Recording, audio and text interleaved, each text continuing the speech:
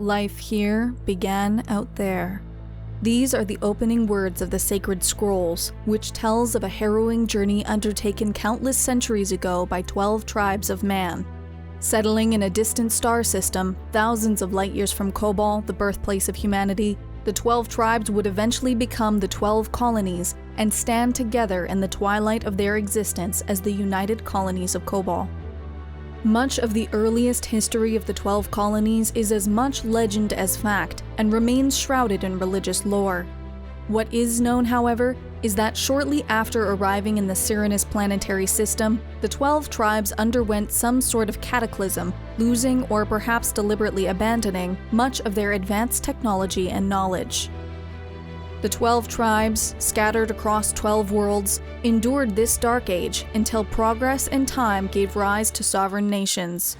Over the centuries, the names of the ancient tribes were consigned to myth, and the 12 colonies entered the modern ages as Erlon, Aquaria, Canceron, Caprica, Geminon, Leonis, Libran, Picon, Sagittaron, Scorpia, Tauron, and Virgon.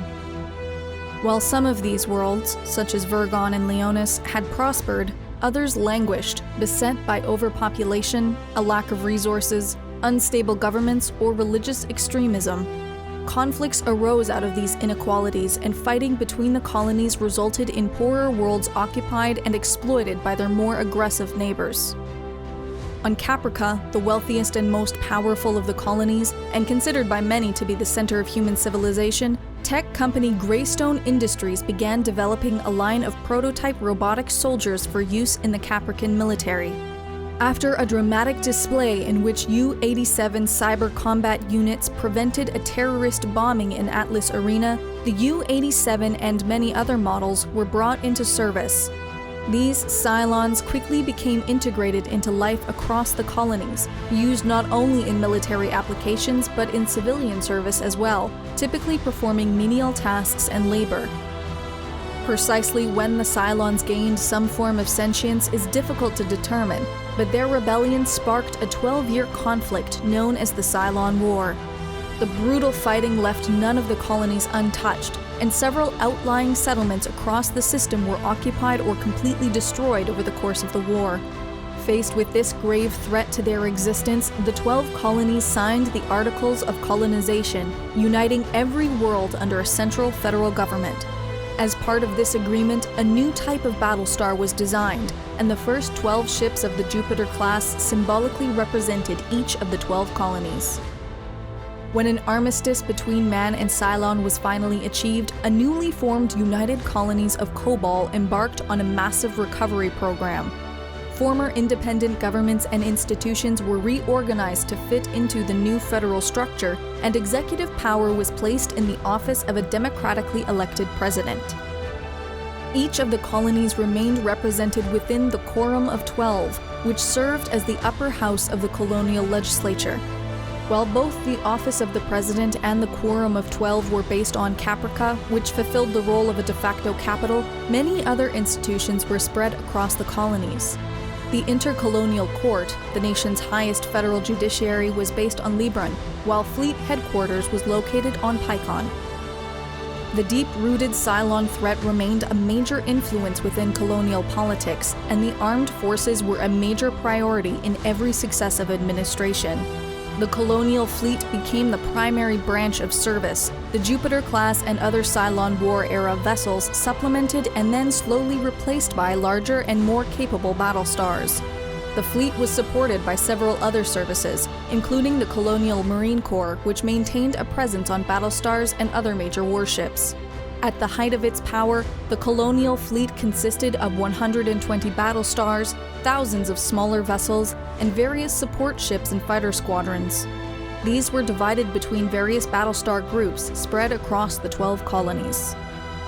Equally important in colonial politics were the various faiths practiced across its worlds. The majority of these were polytheistic, centered around the worship of the Lords of Kobol. Each lord was the embodiment of a particular practice or virtue, such as Ares, the Lord of War, or Artemis, the Lady of the Hunt. According to the sacred scrolls, the principal religious tome of the colonial faith, the gods and humanity once lived in harmony on Kobol before being driven apart as a part of a circle of time in which the same story was told again and again throughout eternity. Other smaller cults were known to exist, typically centered around a specific lord of Kobol, although a small minority of colonial citizens were secretly monotheists and instead worshipped a single divine presence. This practice diminished across the colonies when it emerged that this belief bore a striking similarity to the religion of the Cylons. The Cylons had remained behind the armistice line following the end of their conflict with the Colonials, disregarding every attempt at renewed contact. Until, without warning, 40 years after the end of the Cylon War, dozens of Cylon-based stars appeared across the 12 colonies as part of a massive surprise attack. Using their mastery of computer systems to somehow hack into the colonial defense mainframe, every means of defense was infected with a Cylon virus and disabled. The colonial fleet suffered tremendously, losing 30 battlestars in the opening wave, while a colonial counterattack above Pycon was likewise incapacitated and destroyed. Simultaneously, each of the colonies was bombarded with dozens of nuclear warheads, while all military and civilian installations in orbit were destroyed.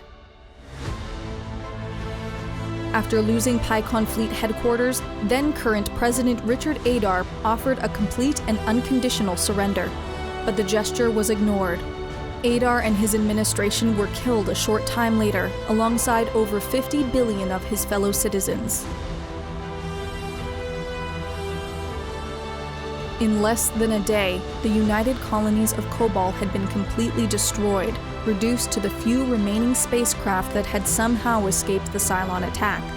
In the days following the attacks on the colonies, a small flotilla of these ships embarked on a journey to find a new home, echoing the migration undertaken by the 12 tribes millennia ago. For all of this has happened before, and all of this will happen again. The Templin Institute investigates nations, organizations, and factions from alternate worlds and realities. If you've enjoyed this video, please consider liking, sharing, and subscribing. Do you have a suggestion for a future episode? Let us know by leaving a comment.